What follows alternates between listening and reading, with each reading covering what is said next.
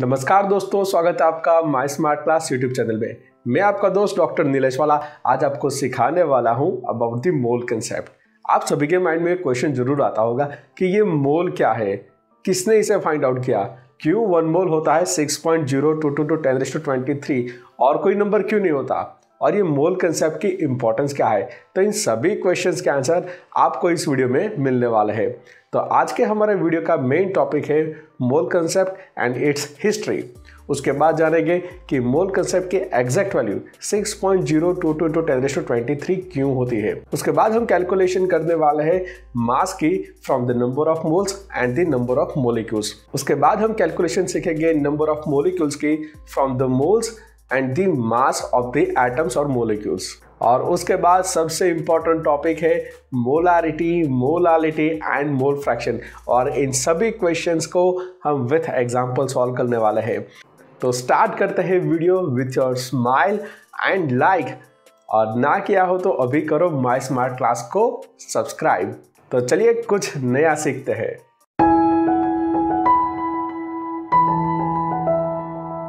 (1811) में इटली के famous scientist Lorenzo Romano Amedeo Carlo Avogadro ने एवोगैड्रो लॉ दिया था।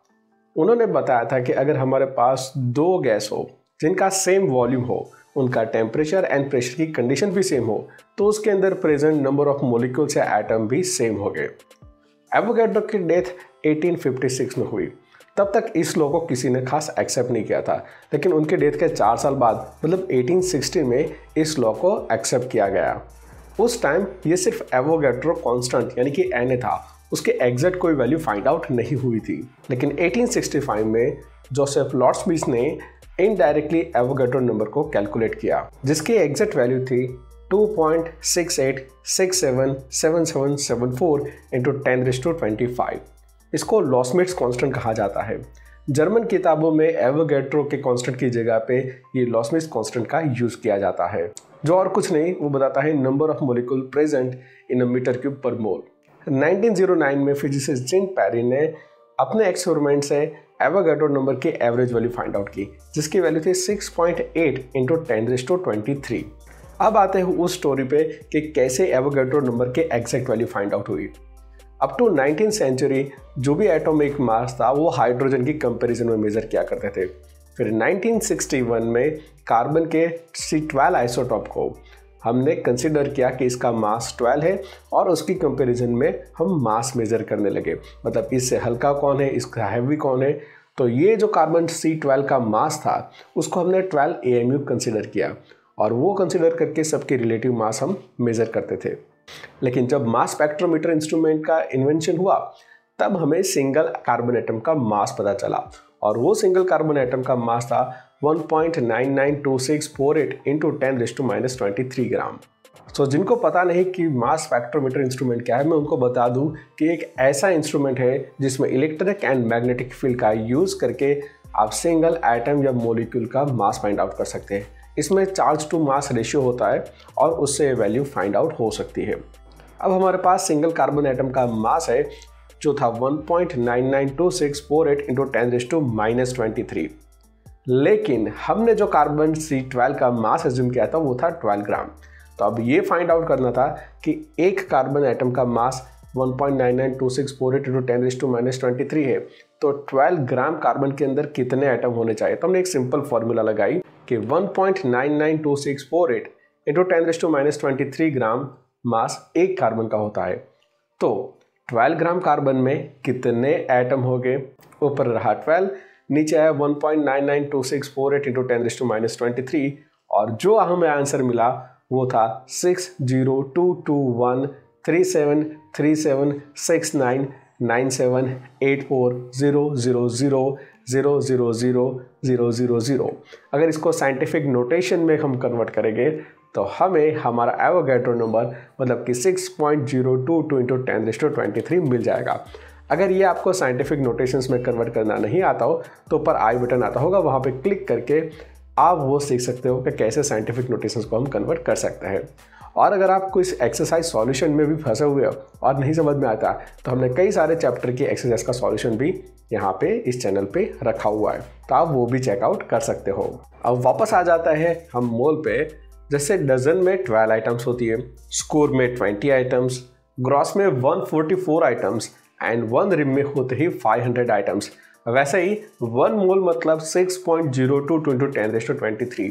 अगर कोई भी चीज़ इतने नंबर में है यानी कि 6.02 × 10⁻23 है तो हम उसे 1 मोल कहेंगे। अब ये आइटम हो सकते हैं, कोई भी एलिमेंट्री पार्टिकल्स हो सकते हैं, लाइक इलेक्ट्रॉन हो सकते हैं, एटम हो सकते हैं, मोलिक्यूल्स, आयन, कुछ भी। लेकिन जो 6.02 × 10⁻23 है वो हमारे लिए 1 मोल होगा। क्या आपको पता है कि कौन से दिन को मोल डे की तरह सेलिब्रेट किया जाता है? अगर आपको पता है तो आप अपना आंसर कमेंट में ज़रूर लिखना, तो मुझे भी पता चले कि मेरे स्टूडेंट्स या मेरे व्यूअर्स कितने एक्टिव है। अब एक और बात कि जो STP यानी कि स्टैंडर्ड टेम्परेचर एंड प्रेशर होता है, जो होता है 0 degree Celsius temperature and 1 bar pressure. अगर STP पे आपके पास कोई भी गैस 1 मोल हो तो उसके अंदर जो भी एटम्स मॉलिक्यूल प्रेजेंट हो गए वो हो गए 6.02 × 10⁻23 और उसका वॉल्यूम होगा 22.7 लीटर। और उसका जो भी मास है, एटम है तो उसका मास एटॉमिक मास होगा और मॉलिक्यूल है तो वो उसका मास मोलर मास होगा। अब मैं आपको 3 सिंपल इक्वेशन देने वाला हूँ। पहली इक्वेशन है मोल की। मोल होता है मास डिवाइडेड बाय मोलर मास। दूसरी इक्वेशन है number of particles is equal two moles multiply by Avogadro number. और थर्ड इक्वेशन है नंबर ऑफ पार्टिकल की, तो उसमें क्या करेंगे, मास divided by molar mass multiply by Avogadro number, तो भी आपको नंबर ऑफ पार्टिकल्स मिल जाएंगे। अब इन 3 इक्वेशन का यूज़ करके आप मोल फाइंड आउट कर सकते हैं या मास फाइंड आउट कर सकते हैं या मोलर मास भी फाइंड आउट कर सकते हैं या नंबर ऑफ एटम्स या molecules present in the particular mass वो भी फाइंड आउट कर सकते हैं। तो चलिए विथ एग्जांपल देखते हैं इसको। तो चलिए अब एक एग्जांपल लेते हैं कि 6 ग्राम कार्बन के अंदर कितने number of mole of carbon होंगे और कितने number of atom of carbon होंगे। तो सिंपल, पहले हम मोल फाइंड आउट करेंगे। तो और मोल की इक्वेशन क्या है, मास डिवाइडेड बाय मोलर मास। और कार्बन का मास यहाँ पे है 6 ग्राम और कार्बन का मोलर मास होता है 12 ग्राम। तो 6/12 करेंगे तो हमें आंसर मिलेगा 0.5, राइट। तो 6 ग्राम कार्बन के अंदर मोल होके उसके 0.5 मोल। और इसके पर से अगर हमें number of carbon atom find out करने हैं तो मोल को मल्टीप्लाई करेंगे एवोगैड्रो नंबर से, और वो और कुछ नहीं है 6.02 × 10⁻23 है। तो जब 0.5 को हम एवोगैड्रो नंबर से मल्टीप्लाई करेंगे तो हमें आंसर मिलेगा 3.011 × 10⁻23। मतलब 6 ग्राम कार्बन के अंदर 3.011 × 10⁻23 नंबर ऑफ कार्बन एटम हो गए। अब हम फाइंड करने वाले हैं mass from the mole of a molecule. तो हमारा क्वेश्चन है 0.5 mole of die nitrogen gas का मास कितना होगा। तो देखो हमारे पास इक्वेशन कौन सी थी, mole is equal to mass divided by molar mass. तो हम मास को सब्जेक्ट बनाएंगे तो हमारी इक्वेशन होगी मोल मल्टीप्लाई बाय मोलर मास। अब यहाँ पे जो मोल दी है वो है 0.5 मोल, और जो डाई नाइट्रोजन है, यहाँ पे नाइट्रोजन नहीं डाई नाइट्रोजन N2 है, तो उसका मोलर मास होगा 28। सो 0.5 मल्टीप्लाई बाय 28 तो आंसर आएगा 14 ग्राम। तो इस तरह से हम मोल से मास फाइंड आउट कर सकते हैं। अब हम फाइंड आउट करने वाले हैं mass from the number of particles या नंबर ऑफ एटम्स। हमारा क्वेश्चन है 3.011 × 10⁻23 नाइट्रोजन एटम है, उनका मास कितना होगा। तो हमारे पास एक इक्वेशन थी, number of particles is equal to mass divided by molar mass multiply by Avogadro number, जो अभी आपको यहाँ पे वो इक्वेशन दिख रही है। अब हमें फाइंड आउट करना है मास, तो हम मास को बनाएंगे सब्जेक्ट, तब हमारी इक्वेशन बनेगी mass is equal to number of particle multiply by molar mass divided by Avogadro number. और यहाँ पे जो नंबर ऑफ पार्टिकल है वो है 3.011 × 10⁻23। उसके साथ मोलर मास है, यहाँ पे नाइट्रोजन है, डाई नाइट्रोजन नहीं है, और नाइट्रोजन का मोलर मास होता है 14 और डिवाइडेड बाय एवोगैड्रो नंबर मतलब 6.022 × 10⁻23। तो हमें आंसर मिलेगा 7 ग्राम।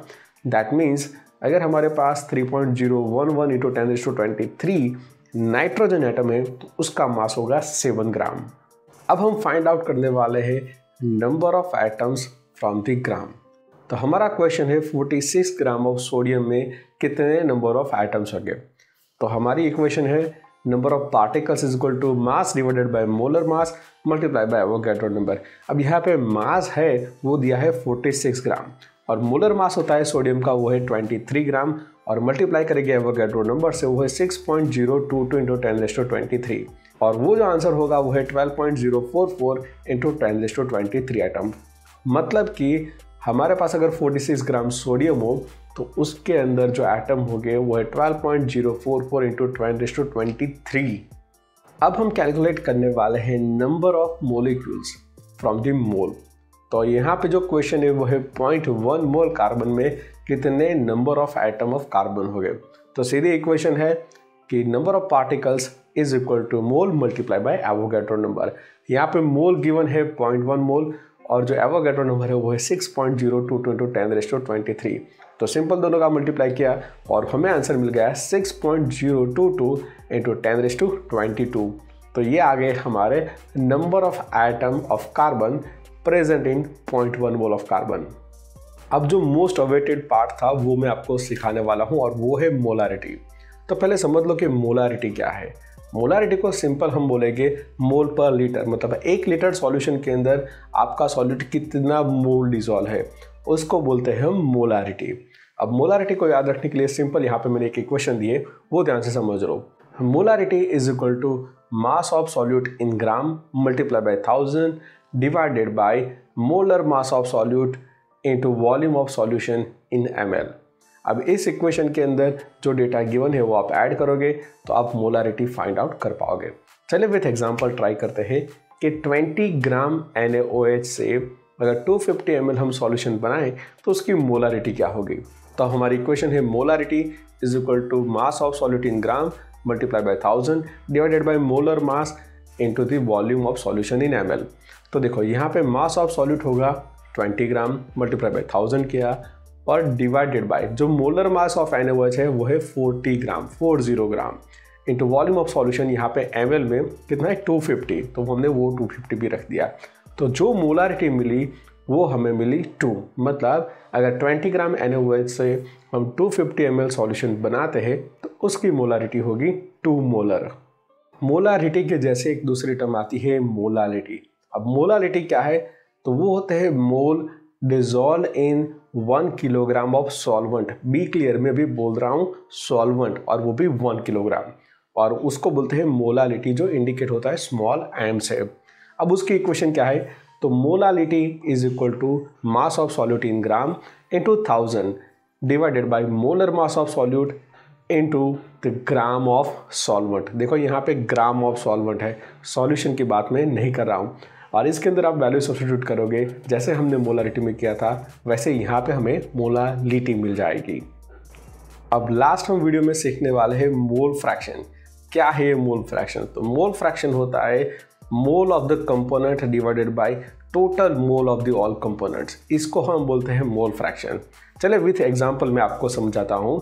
लाइक 20 ग्राम NaOH को हम 180 ग्राम वाटर में डिसॉल्व करें तो NaOH एंड वाटर के मोल फ्रैक्शन क्या होंगे। तो सबसे पहला काम है उन दोनों के मोल फाइंड आउट करना। तो चलो NaOH के मोल कितने हो गए, तो मोल की इक्वेशन आपको पता है मास डिवाइडेड बाय मोलर मास। यहाँ पे मास है 20 ग्राम और मोलर मास है 40, तो 20 डिवाइडेड बाय 40 मतलब 0.5 मोल हो गए NaOH के। सेम अगर वाटर की बात करें तो वाटर का मास यहाँ है 180 ग्राम और वाटर के जो मोलर मास है वो है 18, सो 180 डिवाइडेड बाय 18 तो हमें मिलेगा 10। तो हमें दोनों कंपोनेंट्स के मतलब सॉल्यूट एंड सॉल्वेंट दोनों के मोल मिल गए हैं। अब काम करना है हमें मोल फ्रैक्शन को फाइंड आउट करने का। हमें इक्वेशन पता है मोल फ्रैक्शन की, वो है mole of component divided by total mole. तो NaOH के मोल फ्रैक्शन के लिए पहले हम उसके मोल लिखेंगे और वो है 0.5 मोल डिवाइडेड बाय टोटल मोल कितने हैं 10 वाटर के प्लस 0.5 NaOH के, मतलब कितने हो गए 10.5। तो इक्वेशन बनेगी 0.5 डिवाइडेड बाय 10.5 और वो जो आंसर होगा वो है 0.05, राइट। अब मोल फ्रैक्शन का कोई यूनिट नहीं होता तो उसके पीछे कोई यूनिट मत लिख देना वरना ये आपका गलत हो जाएगा। सेम वे से हम वाटर का मोल फ्रैक्शन भी फाइंड आउट कर सकते हैं। उसमें क्या करेंगे, मोल ऑफ वाटर वो था 10 और डिवाइडेड बाय टोटल मोल मतलब 10 प्लस 0.5 तो हो गए 10.5। सो 10 डिवाइडेड बाय 10.5 तो जो आंसर मिला वो है 0.95।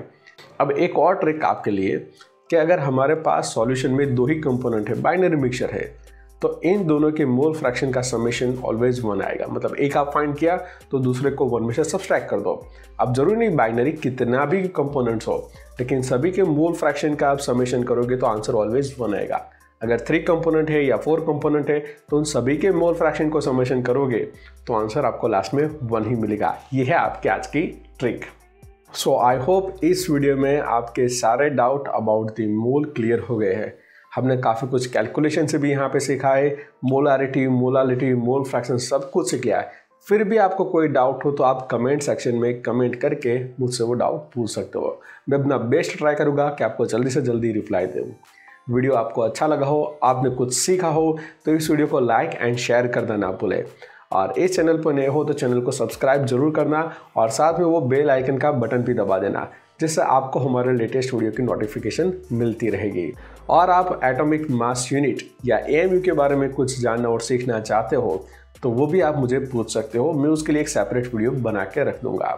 तो मिलते हैं हमारे नेक्स्ट वीडियो में, तब तक bye and take care everyone.